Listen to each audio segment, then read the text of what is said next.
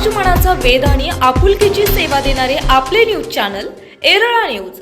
केंद्रातील आणि राज्यातील भारत सरकारच्या अनेक कल्याणकारी योजनांच्या माध्यमातून प्रत्येक गावात विकासाचे पर्व उभे केले आहे। माण खटाव मतदारसंघात विकासाचा महामेरू वाहत असताना औंधसह 21 गावांच्या योजनेची मान्यता होऊन 3 वर्षात या योजनेचे पाणी देणार असा शब्द ग्रामविकास मंत्री जयकुमार गोरे यांनी दिलाय। ते सिद्धेश्वर कुरोली येथे भाजपा उमेदवारांच्या प्रचारार्थ आयोजित जाहीर सभेत बोलत होते। यावेळी अंकुश भाऊ गोरे, सोनिया गोरे, औंध गटाच्या जिल्हा परिषद उमेदवार भारतीताई गोरे, औंध गणाचे उमेदवार दादासाहेब इंगळे, कुरोली गणाचे उमेदवार शहाजी देशमुख, डॉक्टर विवेक देशमुख, सरपंच शीतल देशमुख, ॲडव्होकेट अनुज देशमुख, पैलवान रणजित देशमुख आदींसह गटातील प्रमुख कार्यकर्ते उपस्थित होते।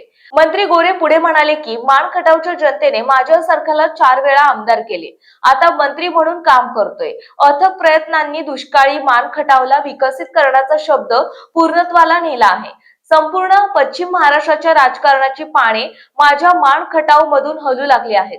अहोरात्र जनतेची सेवा करून अनेक पाणी योजना पूर्ण करून काही पाणी योजना प्रगतीपथावर आहेत। औंधसह 21 गावांचा पाणी प्रश्न सोडवण्यासाठी कुणाच्याही कुबड्यांची गरज नाही। या पुढील कोणतीही निवडणूक पाणी प्रश्नावर लढली जाणार नसल्याचे ठासून सांगितले। भारतीताई गोरे म्हणाले की भाजप सरकारच्या आणि मंत्री जयकुमार गोरे भाऊंच्या विकासाभिमुख कारभारावर विश्वास ठेवून सभेत उपस्थित असणाऱ्या महिला भगिनी आणि आबालवृद्धांचा जनसमुदाय पाहता कमळ चिन्हावरील सर्व उमेदवार प्रचंड मतांनी विजयी होतील असा विश्वास व्यक्त केला। दरम्यान सिद्धेश्वर कुरोली गणातील कुरोली, बुरकवडी, वाकेश्वर, वरुड गावात घरोघरी जाऊन भारतीय जनता पार्टीची भूमिका मांडली। महिलांच्या बैठकीत मार्गदर्शन करताना भारतीताई गोरे म्हणाल्या, देवाभाऊंनी महाराष्ट्राला विकासाची गती दिली। माण खटाव आणि औंध गटाच्या विकासाची जबाबदारी मंत्री जयकुमार गोरे भाऊंच्यावर दिली आहे। ज्या भाऊंचे नेतृत्व बळकट करण्यासाठी एक दिलाने साथ द्या असे आवाहन केले। तर अंकुश भाऊ गोरे म्हणाले, मंत्री जयकुमार गोरे यांच्या नेतृत्वाखाली मतदारसंघात राबवण्यात आलेल्या अनेक विकास कामांमुळे जनता भाजपकडे पाहत आहे। राजकारण नव्हे तर विकास या भूमिकेवर ठाम राहून भागाच्या विकासाचा सातत्याने पाठपुरावा केला आहे। नजीकच्या काळातील रखडलेले प्रश्न मार्गी लावण्यासाठी आणि जयाभाऊंचे हात बळकट करण्यासाठी जिल्हा परिषद आणि पंचायत समितीच्या उमेदवारांना भरघोस मतांनी विजयी करून जनतेची सेवा करण्याची संधी द्यावी असे आवाहन केले आहे। ही निवडणूक आहे, या सन्मानाची निवडणूक आहे। या मातीचा सुपुत्र आज ज्या ग्राम विकास खात्याचा मंत्री आहे त्या ग्राम विकास खात्याची निवडणूक आहे। माझी विनंती माझ्या सहकार्याला आहे, प्रचंड कष्टानं ताकदीनं तुम्ही माझ्या पाठीशी ताकद उभी केली आणि त्या ताकदीचं फलित म्हणून आज एवढी मोठी ताकद त्या मान खटावच्या मातीमध्ये निर्माण झाली आणि त्यावेळी आज या मंत्रिपदाचा या सगळ्याचा मान सन्मान ठेवण्याची ही वेळ आली आहे। मी सांगतो आपल्याला, जिल्हा परिषद पंचायत समितीच्या माध्यमातून कामं तर होतीलच, कामाची अडचण येणार नाही, समोर काहीच नाही, कुणी काही म्हणू दे, समोर काहीच नाही। आता निवडणूक झाली की तुम्हाला सांगतो, आता निवडणूक झाली की कधी जाईल पुन्हा दिसणार सुद्धा नाही।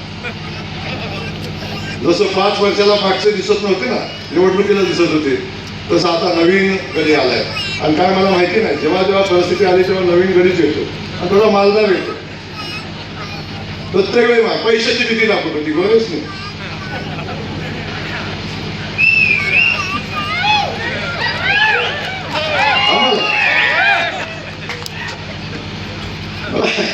समजत नाही भली भली दमली आहे का, भली भली दमली आहे, पाक सगळी दमून दमून थकली आता। कुठं नादाला लागतो, कुणा नादाला लागायचं, त्याला बेतान भाऊ इथं यायचं, लोकांना भडकवायचं, जातीपातीचं गणित सांगायचं। अरे जयकुमार गोरेनं बघितलं नाही रे, पाणी आलं तेव्हा जयकुमार गोरेचा पाण्यानं बघितलं नाही, पाणी हे पाणी कुठल्या समाजाच्या शेतात जाते नाही बघितलं कधी। पंचायत समिती व जिल्हा परिषद या तळागाळात कार्यरत असणाऱ्या संस्था आहेत। या संस्थांच्या माध्यमातून हजारो योजना लोकहितासाठी राबवल्या जातात, पण दुर्दैवाने इथले पंचायत समिती व जिल्हा परिषद सदस्य निष्क्रिय ठरले।